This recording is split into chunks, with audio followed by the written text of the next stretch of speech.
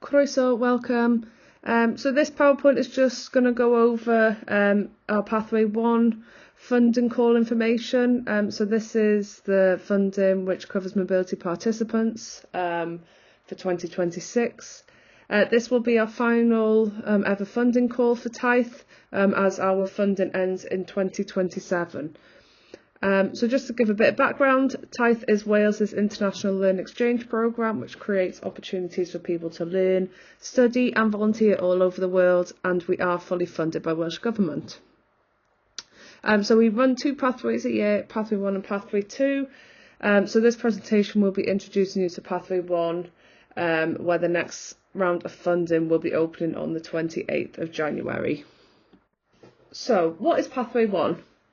So Pathway 1 supports organisations based in Wales to send their learners, young people, staff and volunteers on an international learning exchange. This is also referred to as mobility. An international exchange is the exchange of learning between an individual or group of people from Wales and an individual or group of people from another country. This exchange enables participants to learn from each other, experience different cultures and share experiences.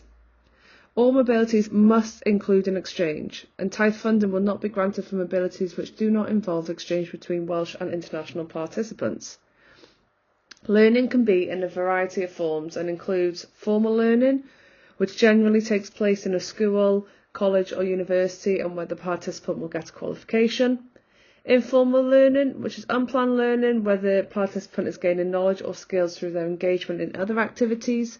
It can also be called experiential learning, and then we have non-formal learning. And this planned learning takes place outside traditional, formal environments such as community settings. The focus of the learning is more on practical skills rather than academic knowledge. So we have several activities that can be applied for within the Pathway 1 funding round. So types of learning mobilities within a Pathway 1 project can include a group mobility. This is an opportunity for groups of learners to experience an international learning exchange accompanied by staff who can support them and guide the learning experience. And then we have an individual mobility, which is an opportunity for an individual participant to have an independent and bespoke learning experience through an international learning exchange. These learners do not require any accompanying persons, and these mobilities should be centred around experiences, knowledge and skills. And then we have a virtual group exchange, which can be applied for when there is clear justification that travel for the intended participants is not possible or feasible. The virtual exchange should enable learners to experience an international exchange, communicate with and work alongside peers from an international partner organisation, and to develop skills, knowledge and understanding. And then we have staff activities, which include job shadowing, and this allows staff to observe best practice, participate in knowledge exchange and support their career development. Placement mobilities are an opportunity for appropriately experienced staff to train or facilitate activities at an international partner organisation abroad. Training courses and professional development allows participants to access a structured course or a similar kind of training provided by qualified professionals based on a predefined learning programme and learning outcomes. Then we have best practice and innovation, which focuses on quality and innovation to bring back lessons learnt and tools to the sector organisation involved in the project and beyond. And then we have prep visits. And so these are to a new or existing international partner for the purposes of supporting planned or ongoing TITHE mobilities being applied for within the same application. If learners or young people aren't participating in the project, applicants will need to explain why this is not feasible and how the project will create immediate and lasting benefits for learners or young people, in particular those from underrepresented groups. So the eligible sectors to apply within Pathway 1 are schools, youth, adult education, further education and vocational education and training, and higher education, both education and research mobilities. It is important to check whether your organisation is eligible to apply before starting the application. Full details and eligibility criteria can be found in the programme guides, which will be available once the funding window is opened. We also have an eligibility guide, which is available on the support resources page. All organisations and members of the consortia must be regulated or registered in and operating from Wales. We do accept consortium applications, which is when 2 or more organisations are working collaboratively to develop and deliver a project or activity. Individual participants cannot apply directly for a grant, nor can international organisations.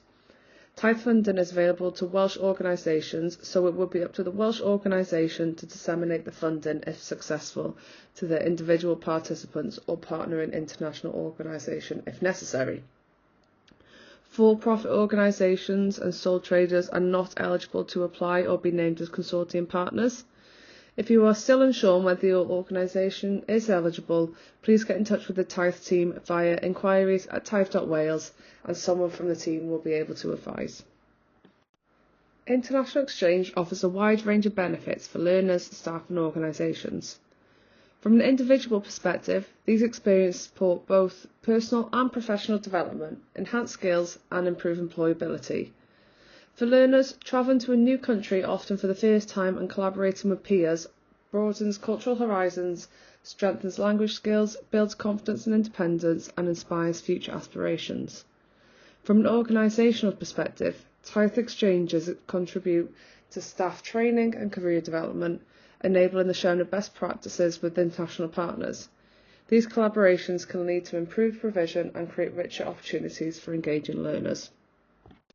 TIDE is committed to making international exchange more inclusive and accessible. Our strategy focuses on supporting underrepresented groups to access international opportunities. This includes people from disadvantaged backgrounds, ethnic minority backgrounds, disabled people and people with additional learning needs. In order for Pathway 1 exchanges to provide the greatest impact, you must demonstrate that you will provide opportunities for those who would be unlikely to experience an international mobility without TIDE funding. At least 25% of learners or young people participating in the project must be from underrepresented groups. Our funding model includes additional financial support to remove the majority of financial barriers for those from disadvantaged backgrounds, disabled people, and people with additional learning needs. There are 2 types of inclusion support available: for disabled people and those with additional learning needs, and for those from disadvantaged backgrounds. For more information on criteria for disadvantaged participants, please check the Pathway 1 programme guide. TIDE also provides additional organisational support for organisations that support participants from underrepresented groups. Organisations can also apply for funding for an introductory group mobility. These are short UK-based introductory mobilities which are possible as part of a progression to an international mobility, where applying organisations feel that an international mobility would otherwise not be achievable. Applicants will need to explain in the application why a UK-based intro mobility is essential to enable their learners to take part in an international mobility. We have had feedback from organisations that these introductory trips really have made the difference for some learners to be able to take part in an international trip. In terms of funding, all participants will receive a travel and subsistence grant to cover their travel, accommodation and food whilst on the trip. These are flat rates based on the distance travelled and country that they go to. Applying organisations will also receive an organisational support grant, which is a project management budget to allow them to organise the trip, for example, cover supply costs. For group mobilities, TIDE will also contribute £500 towards the cost of the bus or travel from Wales to the airport or point of departure. Staff can receive funding for course fees. If your participants are unable to travel and you are applying for virtual exchanges, there is funding available for the cost of facilitating these up to £1,200. TIDE also encourages reciprocal exchanges, so in addition to the outward budget, you can request an additional 30% on top to bring participants from your partner school or organisations back into Wales. To note, we have recently found out that those in receipt of Co-op Foundation Future Communities Fund are not allowed to undertake overseas activity while in receipt of this funding. This may also be the case with other funders.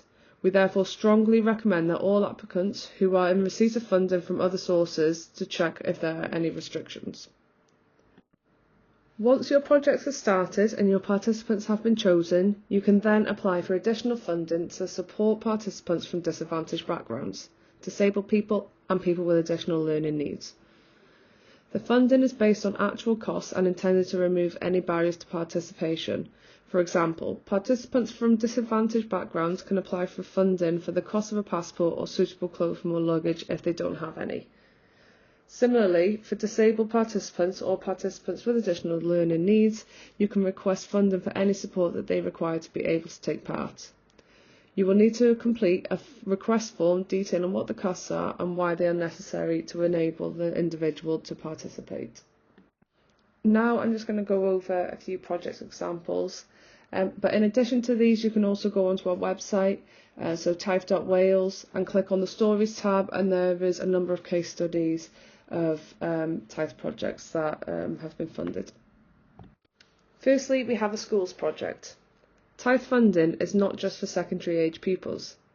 Oakfield Primary School in Barry took 30 Year 5 and 6 pupils to Murcia in Spain for a week-long mobility. They partnered with a school in Spain and they took part in all sorts of different activities and were immersed with the Spanish children for the whole trip. This project had funding for some of the Spanish staff and pupils to come back to Wales as well. Most of the pupils on this trip received additional funding support for the things that they needed to be able to go away, for example, passports, clothing and luggage. And then we have GISDA. GISDA is a charity that provides support and opportunities to vulnerable and homeless young people in North Wales. In June 2023, they travelled to Finland to spend time with their local youth group, gaining new experiences, learning new skills and using nature to support mental well-being. This became a life-changing experience for some participants and has created new opportunities for their future. Staff and learners from Coleg Ceredigion partnered with Northwest College in Alberta, Canada, to work on a model of delivery for health and social care courses. The aim of this visit was to increase recruitment and retention of health and social care professionals in rural parts of Wales. The experience allowed participants to gain a new perspective of care practices and explore new ways to improve the overall well-being of the population in rural Wales. The international mobility gave the students different opportunities that enhanced their development and had a direct impact on their career prospects. And then we've got Oasis Cardiff, who are an organisation who support asylum seekers and refugees. One of the elements of support they offer are classes in English for speakers of other languages, so ESOL. Through TIFE funding, Oasis sent 2 staff members on international mobilities to look at how to address recognised challenges to the delivery of language classes for forced migrants. Now I'm going to go over some important bits to think about before completing an application. Within Pathway 1, organisations can apply for small or large grants. Organisations in the schools, youth and adult education sectors can apply for a maximum of £60,000 under the small grant scheme. Organisations in the FE and VET and HE sectors can apply for either small grants, so £60,000 and under, or large grants, which is anything over £60,000. The application for small grants is shorter with fewer questions for the applicant to complete. Before starting your application, you will complete our grant calculator to work out how much your budget request will be. All you have to do is input how many participants you want to take in each mobility type, to which country and for how long, and it will automatically calculate the amount you are able to request. Once you have completed the grant calculator, you can start the application form. You will need to input the budget amount shown in your grant calculator into the application form. If the amount is £60,000 or over, you will be automatically directed to the large grants, and if it's £60,000 or less, then you will be directed to the small grants. The application form asks for written responses on a range of questions, including a project overview, details about planned project activities, project and financial management, and relevance to TIFE purposes and objectives. The application questions for small and large grants and help text on what we're looking for in each question will be on the website under the Support Resources tab. If you have not received TIFE funding before, the TIFE Champions can help. They will focus on supporting organisations with little or no experience of international exchange and with less resource available, and those working with the most disadvantaged, those from underrepresented groups and those with disabilities and or additional learning needs. They are there to provide advice and support for organisations to apply for funding. If you think you could benefit, From support from the TIFE champions, please email inquiries@tife.wales. We are committed to making our programme as inclusive and accessible as possible. If you or anyone working on your organisation's application have a barrier to the TIFE application process, we may be able to offer support or provide funding to support you to apply. You can contact the team to discuss any specific needs you have by emailing inquiries@tife.wales. The team may be able to help with advice on eligibility, advice on how to apply, including how to complete the online form or alternative ways to apply, alternative formats of the application documents. If you need further support, we can pay for access support services, which could include note-taking, a BSL interpreter for one-to-one meetings, or support with reading and understanding our guidance. To ensure that you have time to submit your application, any access support request should be made at least 2 weeks prior to their funding call closing date. During your project, if your application is successful, we can provide support during your project to help you complete your reporting requirements. This support may include one-to-one video calls or meetings with the team member to help you complete any forms or advice on how to complete any forms or processes. And now to just go over timeline and available budgets. We are still waiting for the budget to be confirmed by Welsh Government. The budget will likely be similar to last year, which was around 3.8 million. However, we are waiting for Welsh Government to confirm this. We will be able to confirm shortly. However, we still want to mention inclusivity and accessibility are a strategic focus for TIFE, and the programme is looking to fund as many and as wide a range of organisations as possible. As already mentioned, organisations apply for a small grant can request up to a maximum of £60,000. And organisations in the HE and FE and VET sectors applying under the large grant scheme will be able to request up to a maximum percentage of their sector's budget. The exact percentage will be confirmed when the sector budgets are finalised. So these are the key dates for the Pathway 1 2026 funding call. So January 28th, the Pathway 1 opens. The deadline to apply is 18th of March 2026 at midday. Any applications will not be accepted after 12 p.m. And then June, you should get your outcome notification. And then the 1st of September is when projects can commence. As said at the beginning of the presentation, this is our final funding call round and our funding ends in 2026.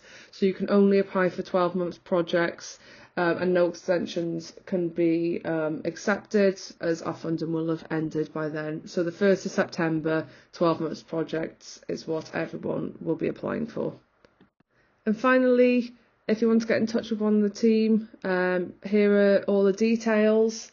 So we've got Walter Brooks, who's the HE and FE and VET Programme Manager. And then we've got Bethan Williams, who's the Adult Education Programme Officer. Rebecca Payne, who's the Schools Programme Officer. And Sean James, who's the Youth Programme Officer. You can also contact inquiries@tife.wales if you're not sure what sector you're in or you just got more of a broader or wider question. Thank you for listening, and feel free to get in touch if you do have any questions.